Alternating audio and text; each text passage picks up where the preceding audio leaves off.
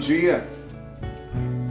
Pela graça de Deus, estamos começando a nossa aula da Escola Dominical neste domingo, dia 28 de junho de 2020. O Senhor nos tem dado o privilégio, ao longo dos últimos 3 meses, de estar estudando com os irmãos um tema: revitalização da igreja. E esse tema está inserido dentro de um tema maior da igreja, que é tempo de aprofundar raízes e de frutificação. E hoje nós vamos estar estudando a última lição.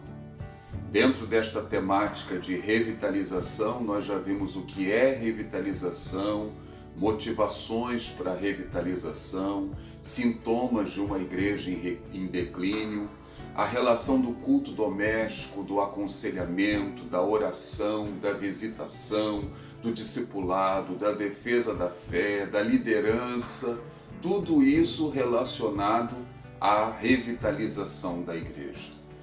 Todas essas aulas estão disponíveis em nossos canais no YouTube e no Facebook. E eu quero incentivar você a continuar estudando esta matéria, porque o mais importante não é nós termos um conhecimento intelectual dessas verdades, porque o cristianismo é vida e essas verdades precisam fazer parte de nós. O Senhor deseja nos revitalizar. Vamos orar? Senhor, eu quero te agradecer por esta manhã e pela bênção, Senhor, de podermos estar em nome de Jesus, sentados ao redor da Tua Palavra. Eu quero te agradecer, Senhor, porque temos chegado à última lição desta série e nós rogamos que o Senhor venha abrir o nosso entendimento e o Senhor venha nos conduzir aos pastos verdejantes da Tua Palavra. Visita cada coração nesta manhã, Senhor. Visita este irmão, esta irmã, este amigo. Ó Deus, que em nome de Jesus o Teu Espírito tenha toda a liberdade para agir em nossos corações, em nossas vidas, no meio da Tua igreja. Nós temos orado, Senhor, e temos clamado a Ti para que o Senhor venha operar uma grande obra de avivamento espiritual. Ó Deus, abra os céus e derrama graça sobre nós. Aviva a Tua obra, Senhor, e fala conosco nesta manhã. É a nossa oração no nome de Jesus. Amém, Senhor. Amém. O tema da nossa lição de número 13 é revitalização e pequenos grupos. Poderíamos também dizer ou células, ou grupos de comunhão, grupos de crescimento, grupos familiares. São termos que as igrejas usam e no final representam a mesma coisa. Algumas igrejas têm considerado a possibilidade da implantação de grupos familiares, mas só que com a explosão de tantos modelos diferentes nos últimos anos, G12, igrejas com propósitos, no modelo do crescimento natural da igreja, o que ocorre? Muitas igrejas têm ficado reticentes, viu? Elas acabam dividindo opiniões sobre a matéria. Sem falar que a implantação desses grupos familiares em igrejas pequenas e em igrejas novas é algo mais tranquilo e complexo em igrejas já consolidadas e históricas como a nossa igreja aqui em Campo Redondo. As perguntas que precisamos nos fazer: seriam os grupos familiares uma estratégia bíblica ou um mero modismo? Qual a relação dos pequenos grupos com a revitalização da igreja? São essas duas perguntas que tentaremos responder na aula de hoje. Em primeiro lugar, vamos pensar sobre a base bíblica para os grupos familiares.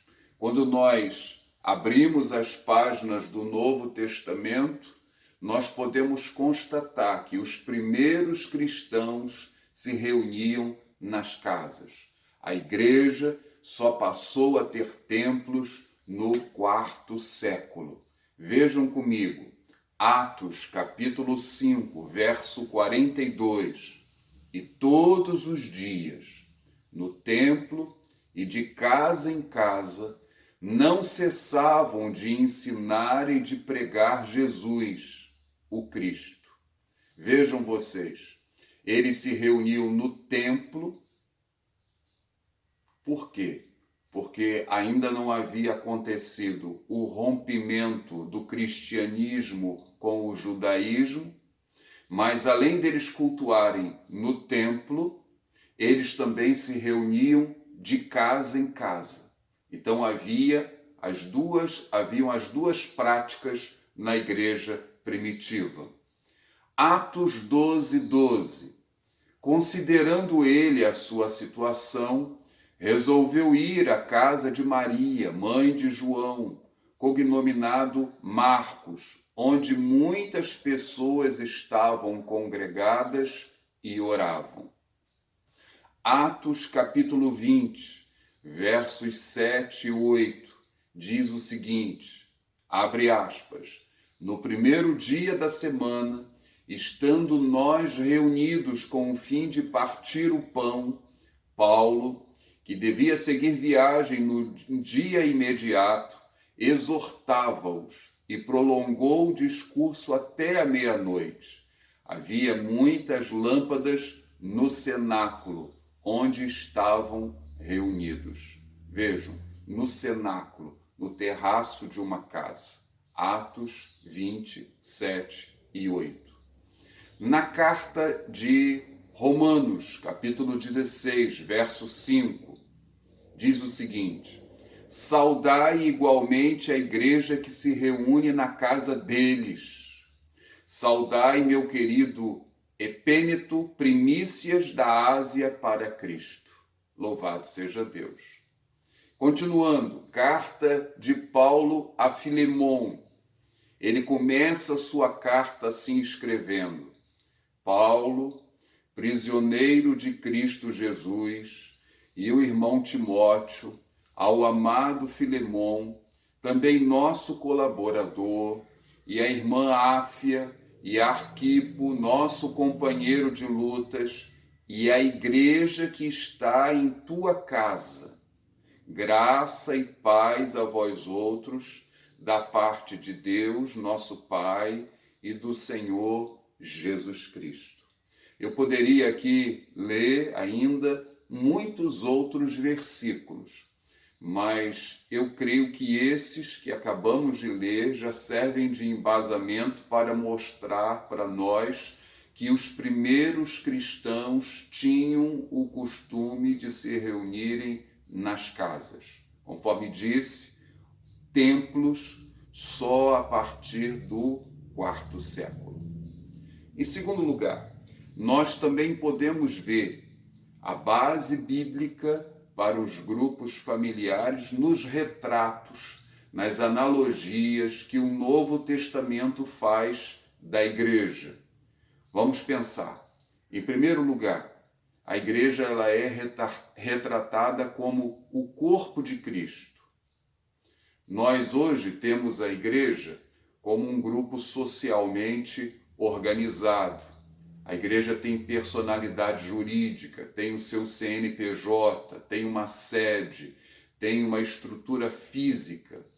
Mas é muito importante que a igreja ela não seja identificada especialmente por nós, igreja, né? Apenas como um prédio. Por quê? Porque a igreja ela é um organismo vivo, onde Cristo é a cabeça, nós somos os membros e há uma interdependência uns dos outros, ok? Vamos ver isso na palavra de Deus. 1 aos Coríntios 12, 12, na Nova Bíblia Viva diz, nossos corpos têm muitos membros, porém esses muitos membros formam um só corpo. Assim acontece com Cristo. Então, vejam vocês, nós somos um organismo vivo. A igreja é o corpo de Cristo. Segunda figura, a igreja ela é retratada como uma família. Uma família. No relacionamento familiar, as pessoas são mais próximas e elas cuidam uma das outras. Nós nos tratamos como irmãos. E Paulo, por exemplo, ele vai orientar o jovem pastor Timóteo como ele deveria tratar os crentes da sua igreja. Como Paulo orienta Timóteo? Vejam comigo. 1 Timóteo, capítulo 5, versos 1 e 2, assim está registrado. Não repreendas ao homem idoso, antes exorta-o como a pai, aos moços como a irmãos, às mulheres idosas como a mães, às moças como irmãs, com toda a pureza. A figura usada aqui é a figura da família, como que o jovem pastor Timóteo deveria se reportar a cada uma destas categorias. Nós somos também chamados de família de Deus. Efésios capítulo 2, verso 19, claramente nos é dito: assim já não sois estrangeiros e peregrinos, mas concidadãos dos santos, e sois família de Deus. Então, esta é a ideia. A igreja, ela é a família de Deus, e a família de Deus que se reúne nas casas. O segundo ponto da nossa lição vai nos apresentar aqui os benefícios dos pequenos grupos. Quais seriam os benefícios dos pequenos grupos? Em primeiro lugar, no estudo da palavra de Deus. A Bíblia, ela nos exorta, e mostramos isso aqui numa aula anterior, que o ensino da palavra precisa ter um caráter público e privado, público e particular. O apóstolo Paulo salienta essa prática em Atos capítulo 20, verso 20. Ele diz assim para todos nós: vocês sabem que não deixei de pregar a vocês nada que fosse proveitoso, mas ensinei tudo publicamente e de casa em casa. Publicamente e de casa em casa. Quando nós pensamos no ensino em casa, nós podemos constatar que é uma grande oportunidade para se tirar dúvidas, para se interagir, para se fazer melhor o acompanhamento, a avaliação do ensino. O ensino, ele é mais informal, é mais prático. As pessoas todas ficam mais à vontade. Então há uma grande vantagem para o ensino da palavra de Deus no contexto familiar.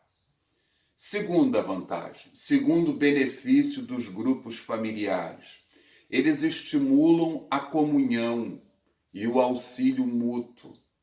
Num pequeno grupo, é mais fácil a pessoa se sentir à vontade e acolhida. E há o grande problema da igreja contemporânea, que é a integração dos crentes. As pessoas que chegam à igreja, viu? Elas se sentirem parte, a igreja conhecerem essas pessoas. Se essas pessoas elas conseguem ser inseridas num grupo familiar, é tudo mais fácil, viu? Ela se sente logo abrigada. Por quê? Porque normalmente as pessoas têm medo de muita coisa. Elas têm medo de serem rejeitadas, elas têm medo de serem expostas, elas têm medo de serem manipuladas. Eu não sei se você já teve a experiência, eu já tive. Eu entrei num culto, num período de férias, eu entrei e saí, né, e não fui identificado, nem um abraço eu recebi. Já tive a oportunidade de participar de uma classe de escola dominical numa igreja grande, e eu entrei numa sala, e eu saí da sala, e era como se eu não estivesse ali naquele lugar. Confesso a vocês que fiquei assim chocado. Para mim isso serviu como se fosse uma vacina. Nós precisamos nos policiar e observarmos como nós acolhemos as pessoas que vêm até nós. Num grupo familiar, as pessoas que chegam são mais facilmente acolhidas. Então vejam, há o benefício no estudo da palavra, há o benefício da comunhão, do auxílio mútuo e a probabilidade das pessoas se ajudarem num grupo familiar, de viverem a vida cristã como de fato ela é ensinada na Bíblia, é muito grande. O apóstolo Paulo, ele vai recomendar na sua carta aos Gálatas, capítulo 6, verso 2, ele diz assim: levai as cargas uns dos outros, e assim cumprireis a lei de Cristo. Então, é você ajudar o irmão, é você ajudar a irmã a carregar aquele fardo pesado. A coisa vai se tornar mais fácil, aquela pessoa não vai se sentir sozinha. E se isso acontece num contexto familiar, tudo se torna bem mais fácil. Terceiro benefício do grupo familiar. O grupo familiar é uma grande oportunidade ao trabalho da evangelização. Há muitas pessoas que não aceitam um convite para participarem de um culto, de irem ao templo, mesmo que seja numa programação especial da igreja, mas aceitam estar numa reunião em uma casa. Por quê? Porque a amizade é a chave de tudo. Então, barreiras caem, viu? Eu me recordo que eu liderei uma reunião familiar antes de casar, na casa dos meus tios. Era uma reunião que acontecia às terças-feiras. E ali nós conseguimos reunir 30, 40, 50 pessoas. Era um grupo muito grande. E muitos dos nossos vizinhos aceitaram a Jesus ali. Maravilha! Eu me recordo que muitas vezes eu estava pregando e eu era interrompido. Alguém dizia assim: eu quero aceitar a Jesus. E aí era aquela comoção, aquele choro, porque o Espírito Santo trabalhava e as pessoas se sentiam em casa, as pessoas se sentiam à vontade, não era aquele ambiente formal de um culto na igreja, e muitos aceitaram a Jesus, muitos ainda estão vivos e perseveram na fé até os dias de hoje. Com certeza, nesta manhã, há pessoas que tomaram a decisão por Jesus Cristo naquela ocasião que estão assistindo esta aula. Vejam, isso aconteceu como? No contexto familiar. Tudo se torna mais fácil. Então nós temos mostrado para vocês que é bíblico. A Bíblia mostra que os cristãos se reuniam nas casas, os retratos, as analogias que são usadas no Novo Testamento, os benefícios no estudo da palavra, na comunhão e na evangelização. Então tudo isso aí mostra para todos nós quão útil é essa metodologia de trabalho. Graças a Deus. Mas em terceiro lugar, eu gostaria de pensar com os irmãos sobre o movimento moderno de pequenos grupos. E o que a gente precisa salientar dentro do contexto do movimento moderno de pequenos grupos? Em primeiro lugar, nós precisamos salientar que é necessário nós diferenciarmos igrejas com células de igrejas em células. No movimento de hoje de grupos familiares, existem esses dois tipos, igrejas com células e igrejas em células. Essa preposição com e em fazem toda a diferença. Qual seria a diferença entre elas? Igrejas com células são os pequenos grupos que representam uma opção de ministério que funciona juntamente com todos os outros departamentos e ministérios da igreja. Existe a união feminina, continua existindo a união de jovens e a escola dominical. A igreja, ela simplesmente conseguiu incorporar o trabalho com as células. Muitas dessas igrejas suprimiram um dos seus cultos semanais para que em um dia funcionem as células, em outro dia o encontro no templo. Mas a vida da igreja, ela continua, vamos dizer assim, com toda aquela estrutura que ela anteriormente tinha. Então, é uma igreja com células. Tudo bem? Em segundo lugar, nós podemos falar das igrejas em células. Em células. O que isso significa? Que dentro desta filosofia você desmonta toda a estrutura tradicional da igreja. Toda a organização da igreja ela é desfeita. Por quê? Porque tudo passa a existir a partir da célula. A célula passa a ser a base do funcionamento da igreja. E foi neste modelo aí que muitas das nossas igrejas tiveram dificuldades. Então, preste atenção, não é tudo igual. Existem pelo menos aí dois modelos. Existem as igrejas com células e existem as igrejas em células. E isso faz parte do movimento moderno de grupos familiares. A segunda observação que nós poderíamos aqui fazer é do perigo hoje, do pragmatismo no trabalho de grupos pequenos. O que eu quero salientar com esse perigo? Muitas estratégias usadas por igrejas americanas fazem parte dessa metodologia. Aliás, nós brasileiros gostamos de copiar tudo. Desvalorizamos a nossa cultura, o nosso jeito de ser e trazemos tudo de fora e implantamos aqui. E essas estratégias importadas, elas usam muito marketing empresarial. Marketing empresarial. Uma empresa, ela tem sempre metas a cumprir.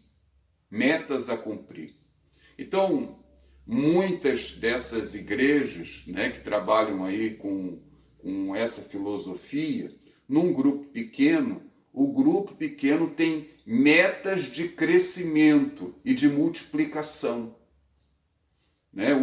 Os integrantes do grupo, eles têm cotas. Da mesma maneira que a pessoa que trabalha lá na empresa, eu brinquei com uma menina essa semana, numa empresa, eu virei para ela e disse assim, eu vou ajudar você a bater a sua cota. E ela riu, As empresas trabalham assim.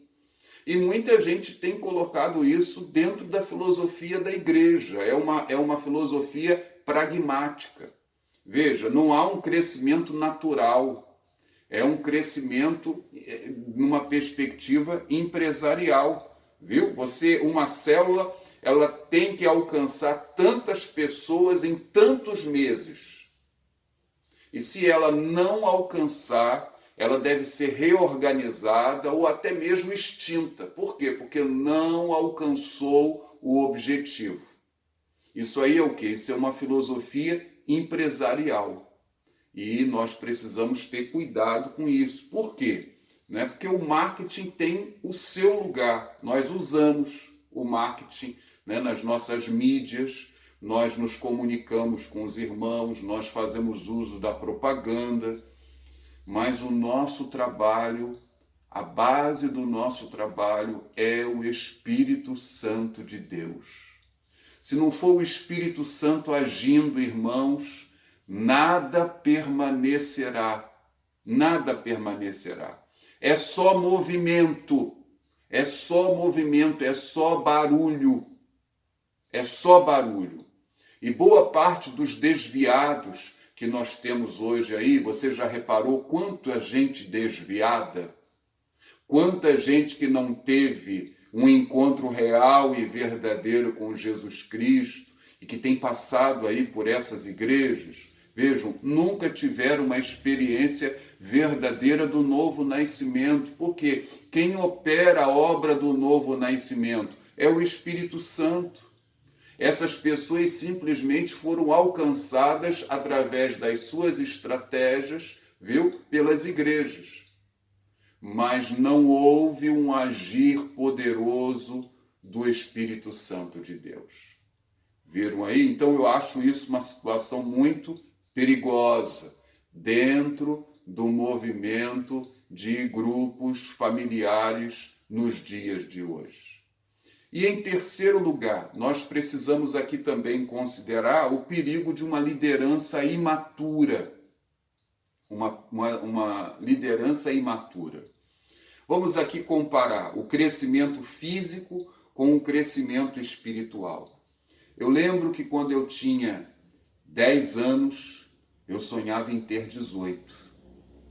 E eu fazia planos quando eu chegasse aos 18 anos. Eu queria aquilo, mas embora eu quisesse, eu não poderia antecipar as coisas. Eu tinha que caminhar até chegar aos 18 anos. Havia uma caminhada, havia um processo, um desenvolvimento. Na vida espiritual acontece a mesma coisa. Acontece a mesma coisa. O crescimento espiritual demanda tempo. Não é só conhecimento intelectual. Não é apenas você fazer cursinhos. Não. O Espírito Santo, ele precisa trabalhar no nosso interior. O Senhor, ele não nos violenta. Não. Tudo leva tempo. O Senhor vai trabalhando no nosso interior à medida em que nós vamos dando liberdade, à medida em que nós vamos crescendo. E o que a gente pode observar em alguns casos no movimento de grupos familiares hoje? Como você estabelece metas, você tem alvos a cumprir, a demanda por líderes é muito grande, muito grande. E muitas pessoas não preparadas, maduras na fé, quero dizer, às vezes foram preparadas fazendo um cursinho, mas não estão preparadas do ponto de vista espiritual, do ponto de vista de Deus, para assumirem um papel de uma liderança e acabam assumindo sem condições. Por quê? Porque o alvo é bater as metas. É a questão do pragmatismo. E quando nós olhamos para as páginas do Novo Testamento, o Novo Testamento ele vai nos apresentar o perfil de um líder, seja de um grupo pequeno, seja de uma igreja. Porque do ponto de vista espiritual é a mesma coisa. E qual é o perfil de um líder? O nosso terceiro ponto da lição destaca aí.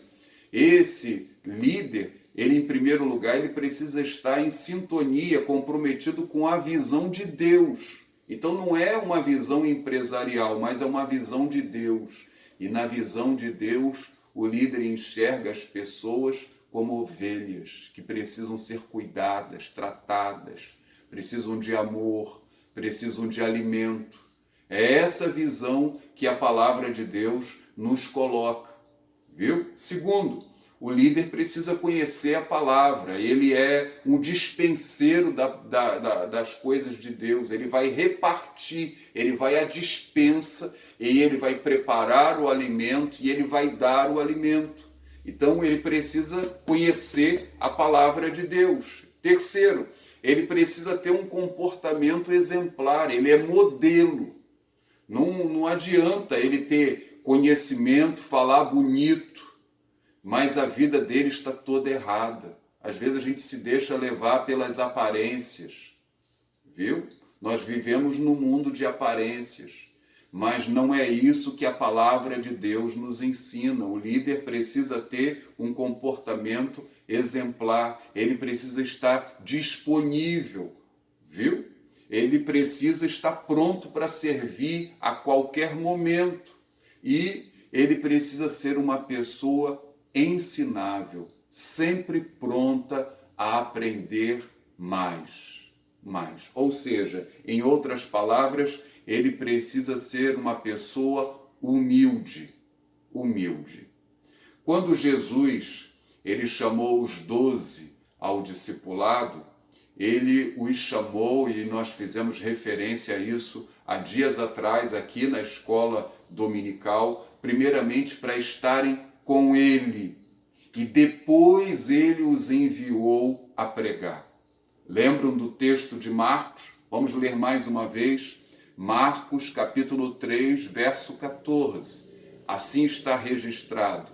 Então designou 12 para estarem com ele e os enviou.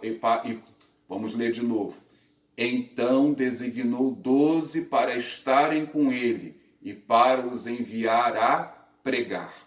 Louvado seja Deus.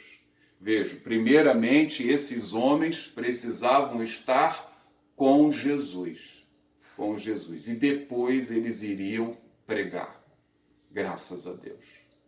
Concluindo a nossa lição, o que nós podemos aprender da relação dos grupos pequenos e a revitalização da igreja? Nós podemos concluir, em primeiro lugar, a prática é bíblica. Vimos em vários lugares do Novo Testamento que os cristãos se reuniam nas casas. Segundo, muitos são os frutos que nós podemos colher. Muitos são os frutos. Benefícios no estudo da Bíblia, na comunhão e na evangelização. É muito bom, graças a Deus. Mas nós precisamos ser cuidadosos com os modismos. Igrejas com células e não igrejas em células.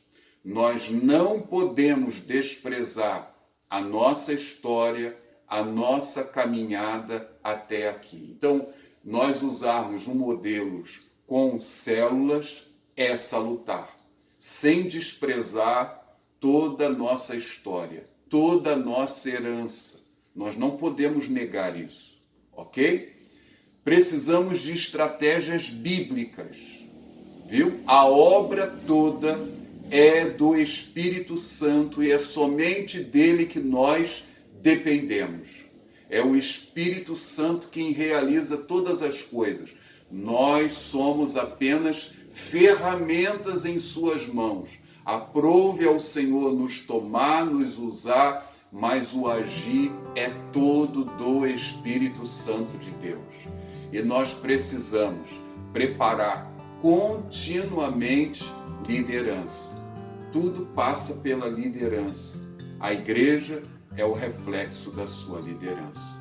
Que o Senhor assim nos fortaleça como igreja, que Ele venha nos revitalizar para a honra, glória e louvor do seu nome.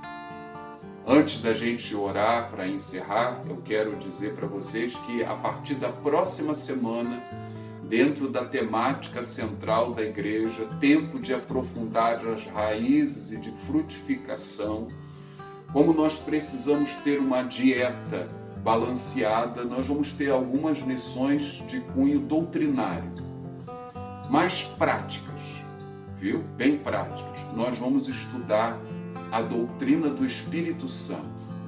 já que é o Espírito Santo que nos usa, o agir é todo dele, nós vamos pensar durante algumas semanas sobre o Espírito Santo. E na primeira aula da próxima semana, nós vamos fazer a indagação: quem é o Espírito Santo? E eu espero você, viu? Se o Senhor permitir, nós estaremos aqui estudando esta lição. Vamos orar ao Senhor?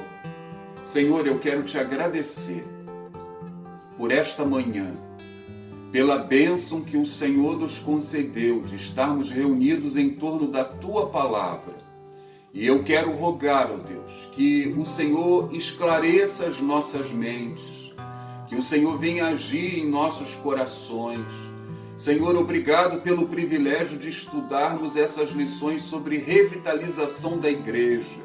E nós rogamos a Ti, Senhor, em nome de Jesus, aviva a Tua obra em nós. Em nome de Jesus, sopra sobre nós a Tua igreja, Senhor. Sopra sobre a vida dos Teus servos, sobre a vida da Tua serva que nos assiste. Ó Deus, a vida do Teu servo. Leva-nos, ó Deus, para mais perto do Senhor. Nós queremos ser despertados, nós queremos ser avivados. Nós queremos fazer diferença nesse mundo, Senhor.